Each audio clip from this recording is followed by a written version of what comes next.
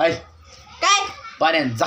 उठून घ्या किंवा हात नाहीत का हात मोडलेत का तुला ना नवऱ्याची किंमतच नाहीये असं बोलतात का नवऱ्याला? तसं नका म्हणू तुम्ही अनमोल आहे माझ्यासाठी जगातली कोणती पण महागाईतली वस्तू आणि किती पण पैसा माझ्या पुढं वतू द्या पण तुमची मी कशातच नाही किंमत करू शकत. तुम्ही अनमोल आहे तुमची किंमत नाही माझ्याकडून काहीच. म्हणजे माझी किंमत शून्य?